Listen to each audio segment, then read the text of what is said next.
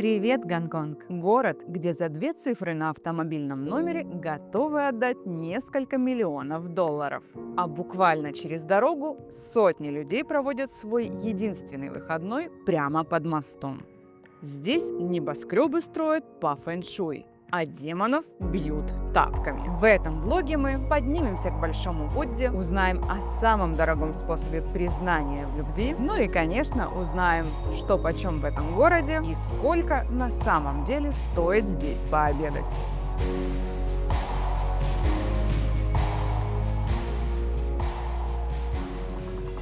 Ну а пока начнем с самого банального – с дороги из аэропорта в отель. Мы поехали на такси, взяли то самое красное легендарное старенькое такси.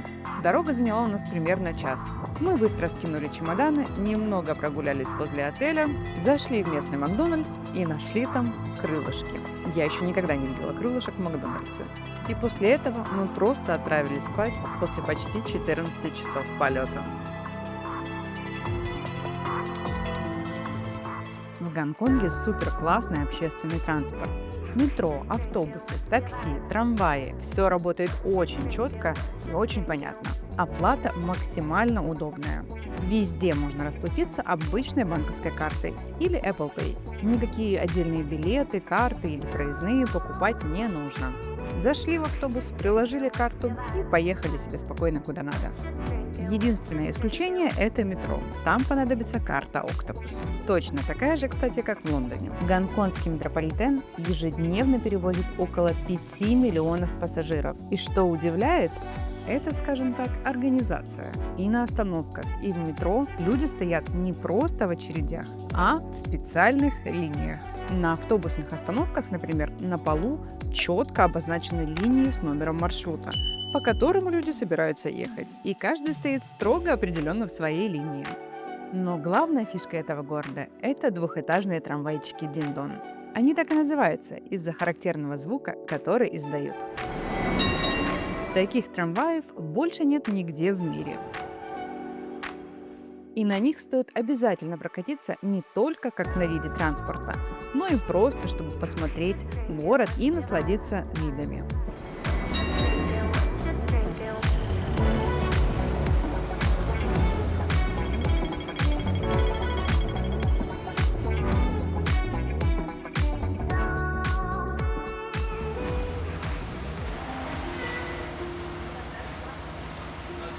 Гонконг довольно быстро начинает удивлять. И не только толпами людей и плотной застройкой, а хотя бы тем фактом, что это город-государство. Формально это часть Китая. Но город живет по принципу «одна страна, две системы». То есть здесь своя валюта, собственные законы и отдельная система управления. И это не какая-то абстрактная формулировка, а результат вполне конкретной истории. В XIX веке, после Первой опиумной войны, Гонконг оказался под контролем Англии и надолго стал британской колонией. Позже, в 1898 году, Британия арендовала у Китая еще и прилегающие территории сразу на 99 лет. И вот когда срок этой аренды подошел к концу, 1 июля 1997 года вся территория Гонконга по соглашению была возвращена Китаю.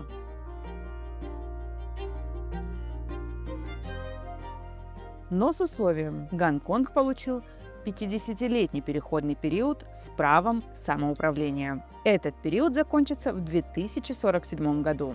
А как город будет жить дальше, это до сих пор тема для споров, обсуждений и очень разных прогнозов. Вот такой он, город-государство. Но история истории, а город лучше всего узнается не по датам, а в самых простых вещах. И начнем мы с местной еды.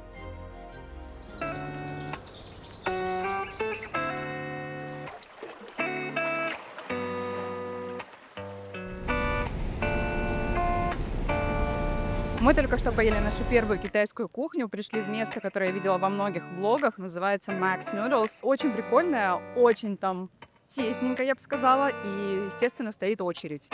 Я взяла Special Wonggong, не уверена в названии, как правильно произносится. В общем, просто лапша, бульончик и 3 пельмешка с креветочкой. Мне понравилась вполне простая еда, вполне себе даже ничего. А вот мужу не очень зашло. Он взял beef brisket, тоже какая-то там лапша с говядиной.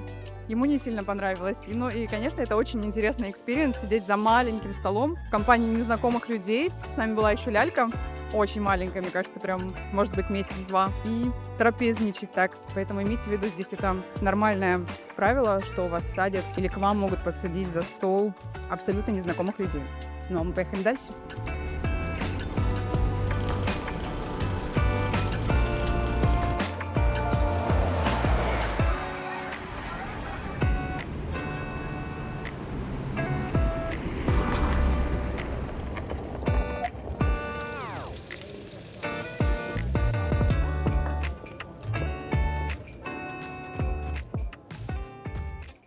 Прямое включение. Мы только что сходили на массаж ног. 45 минут массажируют только ноги. И не говорят и слова по-английски. Мы как-то друг друга поняли. Наделали опять кучу комплиментов. Китайцы вообще такие милахи. Просто весь день сегодня мы везде получаем комплименты. То я, то муж по очереди, то вместе.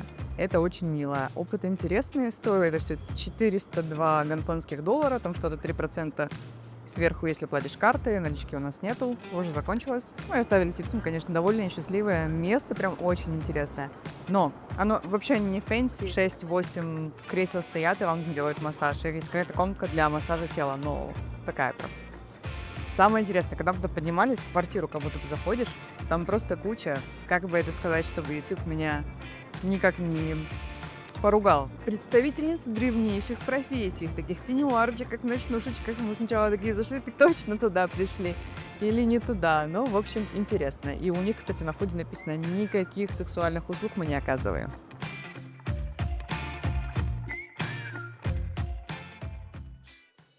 В Гонконге больше 550 зданий высотой 150 метров и выше. Это на минутку больше, чем в Нью-Йорке и Дубае вместе взятых. Расширяться в стороны здесь просто некуда, поэтому город растет вверх. И при этом, несмотря на то, что это один из самых передовых городов по технологиям в мире, здесь до сих пор используют бамбуковые строительные леса. Мне, честно говоря, было страшно даже просто проходить под ними. Но бамбук невероятно прочный материал. Считается, что по прочности он превосходит сталь почти в 11 раз. Бамбук быстро растет почти до 1 метра в сутки, поэтому здесь могут строить по одному этажу в неделю и использовать такие леса на зданиях любой высоты. А еще одна вещь, которая поражает, что здесь даже при строительстве зданий нанимают специалистов по фэн-шую, чтобы они все проверили и бизнес приносил в дальнейшем хорошие деньги и прибыли. И получают эти специалисты, кстати, гораздо больше, чем финансисты. Но если фэн-шуй здесь уважают, то представителей древнейшей профессии местные любят еще больше. И нет, я сейчас не о той профессии, о которой вы подумали. Под мостом в Гонконге сидят гадалки и предсказатели. И что важно, у всех у них есть официальные документы и разрешения на работу, выданные государством. Сюда приходят все. И туристы, и местные жители, и владельцы бизнесов, часто прямо перед подписанием контрактов. За 50 гонконгских долларов вам здесь постучат старым тапком. И судя по количеству людей, это невероятно популярно.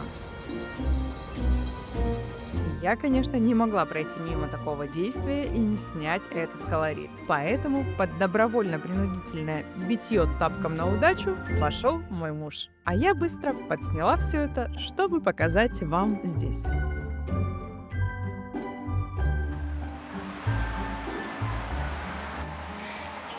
В Гонконге очень легко оказаться в месте, где ты вообще не понимаешь, что ты именно сейчас будешь есть. Нам принесли какую-то тарелочку супа и, в общем, хлебушек не. Мы не знаем, что это, как это есть, но решили просто взять хлеб, макать. И по вкусу напоминает борщ, просто островат. Мы зашли в одно из таких заведений, обычное, локальное, без вывесок для туристов и без понятного меню. В небольших кафе здесь своя система. Все приборы, салфетки и соусы стоят не на столе, а сбоку. Мы, как нормальные люди, позвали официанта и спросили, можно ли нам приборы. Он посмотрел на нас очень странно. Мол, ребята, вы чего? Они же вот здесь. И просто открыл ящик ряд. Я не могу сказать, что мне не понравилось, но как бы второй раз навряд ли я буду заказывать. Потому что, несмотря на то, что я заказывала утку, мне кажется, что как будто бы бульон в лапше был сам из свинины. А я свинину не ем. Как-то мне, невкусно это, поэтому... Но мы сейчас срочно стояли и скачивали на месте Alipay, потому что вот в этом месте, которое сзади меня, где мы ужинали по пути на маркет, не принимают карты оплаты, только кэш, а кэша у нас всего $150, а там был 199, по-моему. Карты тоже нет, только Alipay, либо Octopus, а у нас нет ни одной, ни другой карты, поэтому сейчас наконец-то скачали Alipay.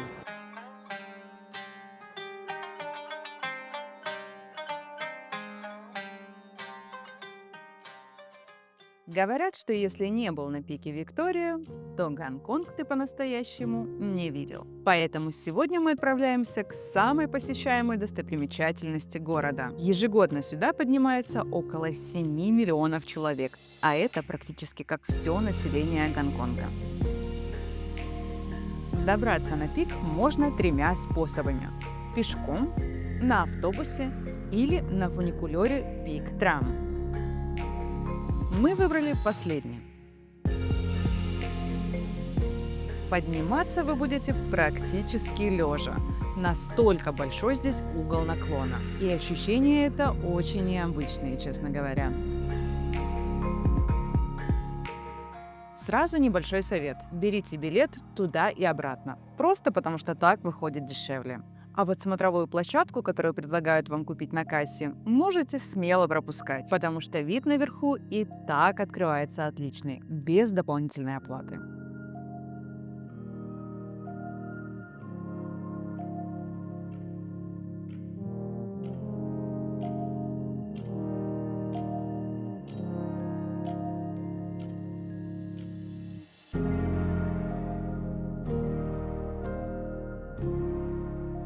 Найден брат бейкериста в Гонконге на пике Виктория. Офигенные круассаны, прям очень вкусные, свежие. И тарт я поела, мне даже нравится.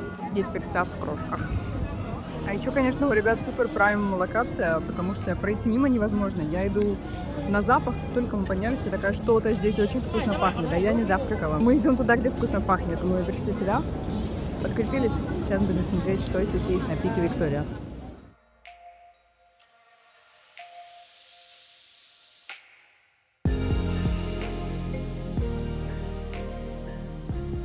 С пика Виктория Гонконг виден как на ладони. Город кажется бесконечным, а панорама отсюда действительно захватывает. Высота вершины 554 метра, и это самая высокая точка острова. И как и многое в этом городе, пик носит имя королевы Виктории. Но местные называют его гораздо проще – просто пик. Изначально это был район для богатых и знаменитых, которые ценили свежий воздух и вот такие вот прекрасные виды. Правда, подниматься сюда было непросто. И чтобы решить эту проблему, в 1888 году здесь построили трамвай. Так появился Пик Трам, первый фуникулер в Азии. В основном на пике селились представители английской знати. Им нравился климат, свежий воздух и, конечно, эти потрясающие виды. Был период, когда жить здесь разрешалось только европейцам. Сегодня же пик Виктория – это один из самых престижных и дорогих районов Гонконга. Аренда даже самых скромных апартаментов здесь начинается от $10 000 в месяц.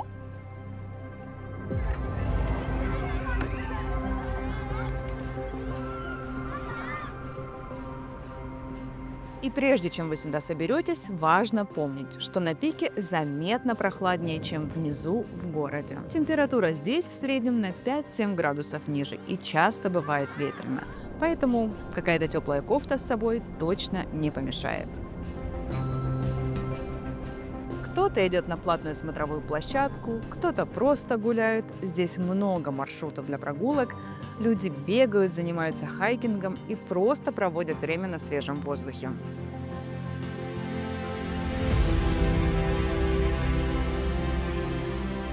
здесь даже есть торговый центр, куда также можно подняться и посмотреть на город с верхних этажей. Но, пожалуй, самый приятный вариант – это просто неспешно прогуляться, выпить кофе или съесть мороженое или пиццу, потому что кафе и ресторанов здесь действительно много. So come and take the shots from me now, just like a soul child feeling so priceless. You got me taking shots from me now, just like a Cadillac feeling so timeless. Talk about a late night FaceTime. Арабика, я не могла пройти мимо нее и взяла. Сейчас попробуем, вкусный такой же или нет, но он другой. Но, правда, здесь нету, как называется молоко, которое я люблю, almond milk, миндальное молоко. Прикольно, что тут не пластиковые крышки, как у нас, а вот такие вот бумажные. По стоимости этот Spanish Latte 60 гонконгских долларов и декаф американо получается 47. За 2 кофе было 107 гонконгских долларов. Есть еще одна деталь, которая довольно быстро бросается в глаза в этом городе. Кого здесь действительно много и часто можно встретить на улицах, так это собачек. В Гонконге живет около 1 миллиона 200 тысяч домашних животных, включая собак, кошек и рыбок. А вот детей младше 15 лет примерно 900 тысяч. Так что встретить на улицах города человека с собакой здесь гораздо проще, чем встретить человека с ребенком. И если копнуть чуть глубже, за этим стоит не только стиль жизни. А дело в том, что Гонконг – это город настоящих трудоголиков и огромной конкуренции. Здесь нормально работать допоздна, а иногда и вовсе ночевать на работе. Квартиры маленькие, часто по 10-12 метров, дома почти не готовят. И главная философия жителей этого города достаточно проста. Чем больше денег у тебя на счете, тем больше свободы и спокойствия. Поэтому здесь работают много и часто на пределе.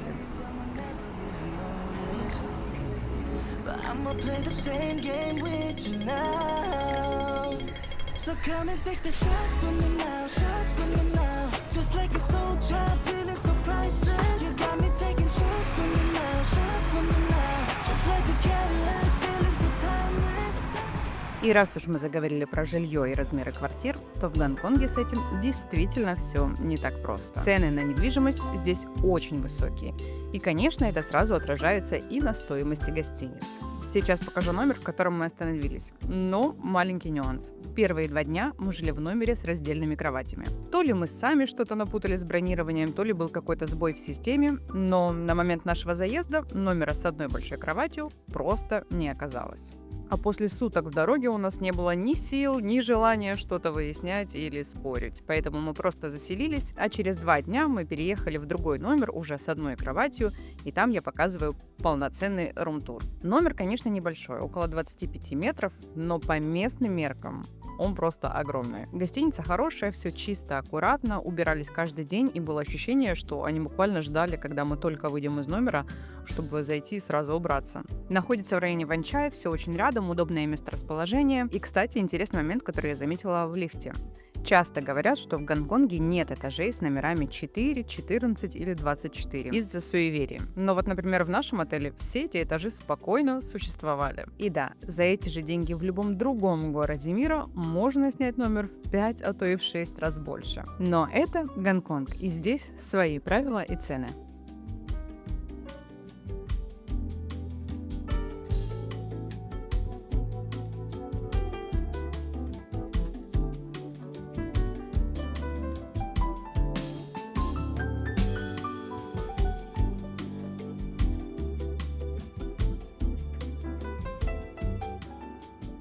Под звук Гонконга рассказываю про вот это классное место. Называется Tiger Sugar.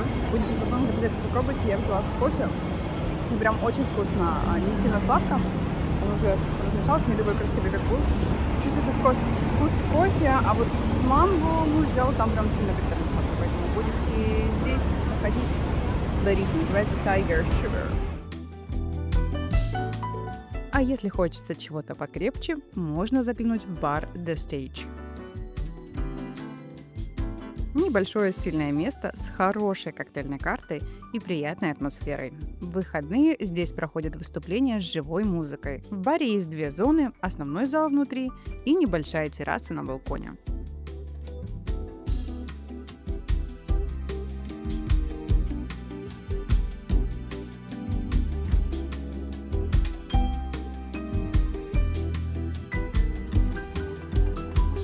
Если вы живете в Эмиратах или в Казахстане, вы привыкли к тому, что китайские машины уже давным-давно завоевали рынок и буквально вписались в пейзаж каждого города. Но вот что интересно и в чем парадокс, что в Гонконге картина абсолютно другая. Здесь по улицам ездят в основном Mercedes, BMW, Lexus, Tesla, и в какой-то момент задаешь себе вопрос, где же весь этот китайский автопарк, который мы видим на улицах дома. И вот что самое интересное. Мы находимся в Китае. Гонконг же административная часть страны, а китайских машин тут почти нет. Парадокс, правда? А причина в местной логике. Покупка машины в Гонконге – это почти как покупка мини-недвижимости. Регистрационные налоги настолько высокие, что люди выбирают бренды с максимальной ликвидностью. И если уж платить вдвое больше, то пусть это будет то, что здесь ценят уже десятилетиями. Получается удивительный контраст. В то время, когда в Казахстане и в Эмиратах китайский автопром плотно завоевывает рынок, в Гонконге ценят консервативный автопарк, немецкий премиум, японская надежность и редкие суперкары с очень интересными номерами.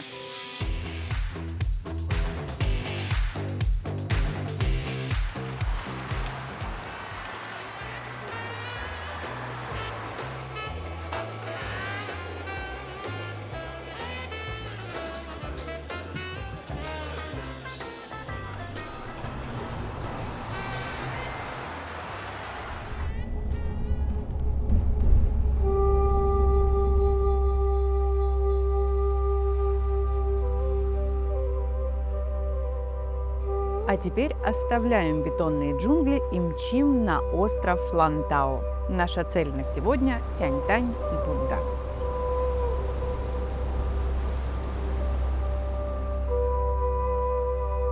Мы приехали к Будде. И сразу расскажу вам маленький лайфхак, потому что Google показывал все карты, что дорога займет 3 часа. Но мы прошерстили, точнее, ладно, не мы, буду честной. Мой муж прошерстил весь интернет, и мы нашли путь, который занимает сильно меньше времени. Вам нужно сесть на автобус E11, который E11, и занимает он чуть меньше часа, что-то там 57 минут. Сейчас мы идем 7 минут пешком, не 50, как показывает Google Maps. Садимся на кабельную дорогу, и мы на месте. Поэтому запоминайте путь, чтобы не тратить 3 часа времени. Путь к Будде – это канатная дорога Нгонпинь 360. Тут есть 2 тарифа. Обычный за 205 гонконгских долларов и кристальный за 240. Разница всего в $5. Но в кристальной кабинке прозрачный пол, и очередь туда, кстати, меньше. И ты буквально паришь над джунглями и океаном. Я, к слову, жутко боюсь высоты, но это было совсем не страшно, а очень красиво. Поэтому мой вам совет – берите стекло.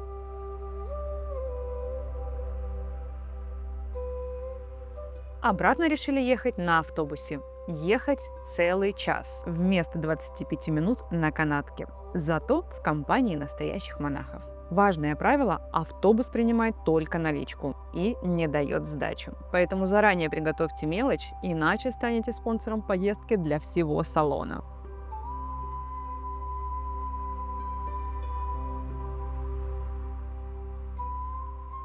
И вот он перед нами – Тяньтань, Будда.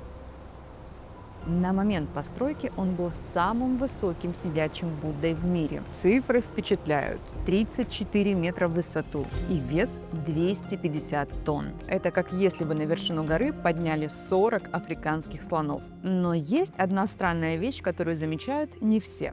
Все Будды в мире традиционно смотрят на юг. Но этот исключение. Он развернут строго на север, лицом к Пекину. В этом заложен глубокий смысл. Будда благословляет материковый Китай. Хотите рассмотреть его поближе? Готовьте ноги.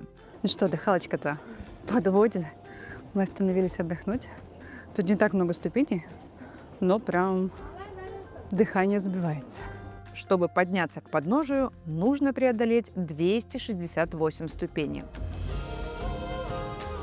И звучит не так много на самом деле, но под гонконгским солнцем это превращается в настоящую проверку на прочность. Кстати, интересный факт. Обратите внимание на руки Будды. Его правая ладонь поднята. Этот жест символизирует искоренение страха и душевный покой. А левая рука открыта. Это знак щедрости и исполнения желаний. Внутри самого постамента находится храм, где, по легенде, хранится настоящая священная реликвия – частичка мощей самого Будды.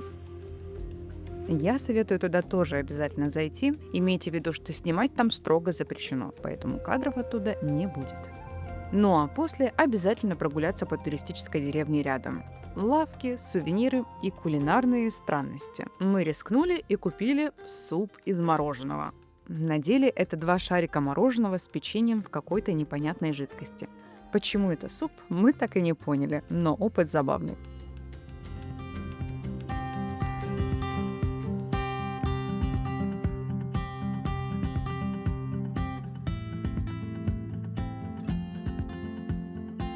Нагулявшись по острову Лантау, мы вернулись в город.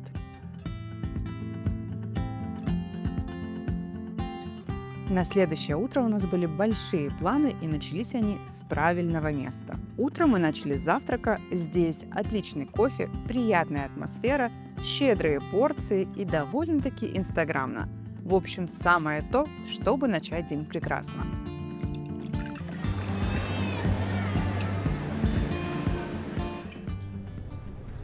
Чтобы попасть на материк в район Цим-Ша-Цуй, мы воспользовались знаменитым паромом Star Ferry. Кстати, если вы будете лететь китайскими авиалиниями, то обязательно посмотрите фильм «Королева пельменей». Там можно увидеть, как выглядела набережная раньше, откуда отходят паромы. Да и вообще приятный такой фильм для перелета, основанный, кстати, на реальной истории.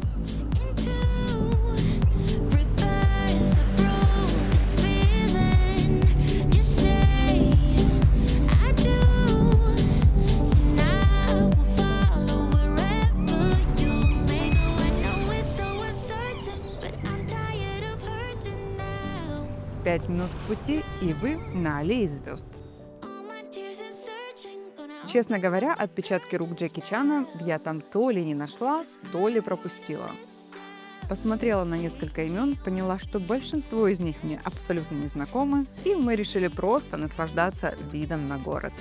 Как говорится, отсутствие плана – это и есть лучший план.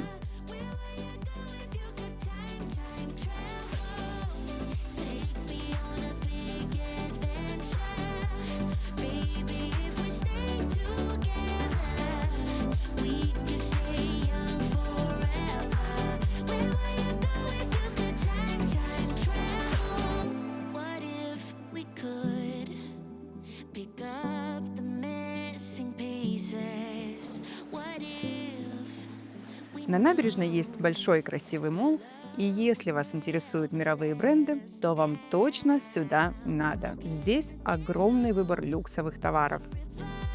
Говорят, что из-за отсутствия налогов шопинг здесь очень выгодный. Но я, честно, не проверяла. Единственное место, где мы решили сравнить цены, это рынок фототехники. Я проверила стоимость нескольких объективов и сравнила их с ценами на Амазоне в Эмиратах. И, честно, разница оказалась незначительная.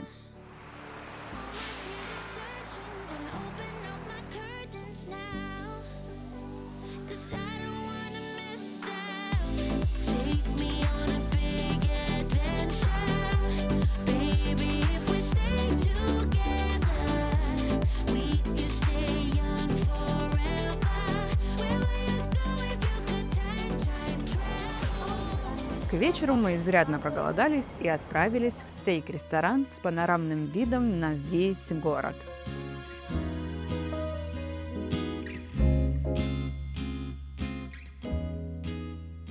И несмотря на то, что мы сегодня вообще не обедали, порции оказались настолько внушительными, что мы все равно не смогли осилить весь стейк. Но порции очень щедрые. Почти 400 грамм мяса мы не доели. Щедро, красиво. И народ только-только начинает переходить, поэтому лайфхак: приходите ужинать часов в 6, будет пусто. Но место реально классное. Качественное вкусное мясо, за окном горят миллионы огней, вид просто незабываемый. Но Гонконг — это не только панорамные виды. В воскресенье город буквально, скажем так, преображается. Тысячи филиппинок собираются под мостами и в переходах. И я сначала долго не могла понять, что происходит. Они сидят прямо на картонных коробках, общаются и едят. И сложно понять, то ли это люди без определенного места жительства, то ли какой-то массовый пикник. Но на самом деле это домашний персонал. В свой единственный выходной им просто негде больше собраться. И они превращают городские тротуары в свой огромный общий дом. Выглядит это необычно, но такой он настоящий Гонконг. И в этот момент особенно остро понимаешь, из чего на самом деле состоит этот город. Здесь рядом существуют совершенно разные миры. С одной стороны, люди, для которых единственный выходной – это картон под мостом. С другой стороны, люди, для которых удача измеряется цифрами на автомобильном номере. В Гонконге автомобиль – это статус, но самое важное на нем – это номерной знак. Вы только вдумайтесь, сколько люди готовы отдать за 2 цифры на металлической пластине. Например, номер 28 когда-то продали за 18 миллионов гонконгских долларов. Да-да-да, за 2 цифры. И это не просто прихоть. В местной культуре каждая цифра – это код. 8 означает богатство, 9 – долголетие. А комбинации вроде 1, 6, 8 или 3 восьмерки – это как мантра на удачу, только прикрученная к бамперу. Причем речь идет не только о счастливых цифрах. В Гонконге существуют и романтические номера. Например, номера вроде «Я люблю тебя», «Выходи за меня» или «Все для тебя». Кстати, читала в интернете, не знаю, насколько правда или нет, но такие номера часто преподносят в виде подарков, например, на свадьбу. И чтобы купить такой номер, нужно участвовать в аукционе. Минимальная ставка – 5000 гонконгских долларов. Но красивый номер здесь улетает как горячие димсамы, быстро и за большие деньги. Так что, гуляя по Гонконгу, поднимайте глаза не только на небоскребы, но не забывайте смотреть под ноги, потому что иногда самое интересное припарковано прямо перед вами.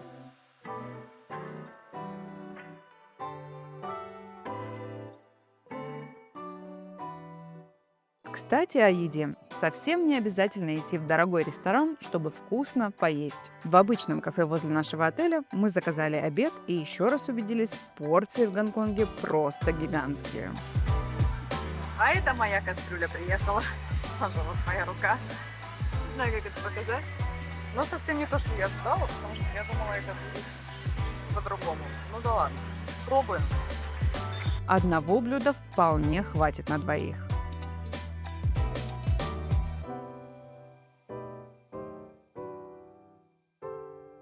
Ну а финальной точкой нашего путешествия стал ночной маркет. Сюда стоит прийти, чтобы просто поглазеть, ну и поесть.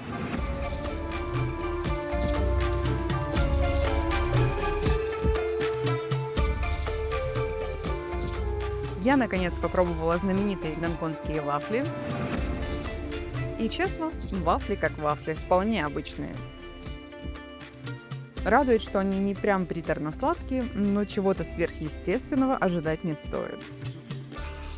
Это достаточно интересное и колоритное место для стритфуда или просто прогулки. Гонконг – это город невероятных контрастов. Здесь, рядом с бутиком Chanel, люди обедают на коробках, а за автомобильный номер платят как за виллу.